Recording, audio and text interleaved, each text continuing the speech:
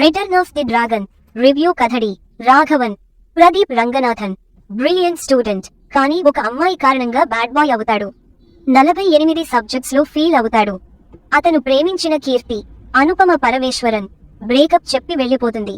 చివరికి ఉద్యోగం సాధించి పల్లవి కయాదు లోహర్ తో పెళ్లికి సిద్ధమవుతాడు. కానీ అనుకోని పరిణామాల్లో అతని కాలేజ్ ప్రిన్సిపాల్ తిరిగి వస్తాడు. ఈ పరిణామాలు రాఘవన్ జీవితాన్ని ఎలా మార్చాయి అనేదే మిగతా కథ. ప్లస్ పాయింట్స్: ప్రదీప్ రంగనాథన్ మళ్లీ తన కామెడీ నటనతో ఆకట్టుకున్నాడు. యూత్ కు కనెక్ట్ అయ్యే కథ, ముఖ్యంగా ఫేక్ జాబ్స్, ప్రేమలో వచ్చే మలుపులు బాగా చూపించారు.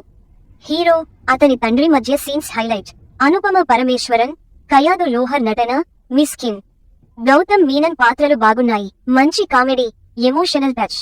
మైనస్ పాయింట్స్: కొన్ని సీన్స్ సాగతీతగా అనిపిస్తాయి. సెకండ్ హాఫ్ లో ఉత్సుకత కొంత మిస్ అయింది. కథని మరింత ఎంగేజింగ్ గా మలిచి ఉంటే బాగుండేది. సాంకేతికంగా బ్యాక్ గ్రౌండ్ స్కోర్, సినిమాటోగ్రఫీ బాగున్నాయి. స్క్రీన్ ప్లే మరింత కఠినంగా ఉండాల్సింది.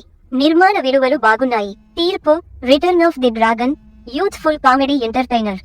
కొన్ని హైలైట్ సీన్స్ ఆకట్టుకున్నా స్క్రీన్ ప్లే బలహీనత వల్ల అంచనాలను అందుకోలేకపోయింది. కొన్ని వినోదాత్మక, భావోద్వేగ సన్నివేశాలతో యూత్ ను ఆకట్టుకునే ప్రయత్నం చేసిన సినిమా.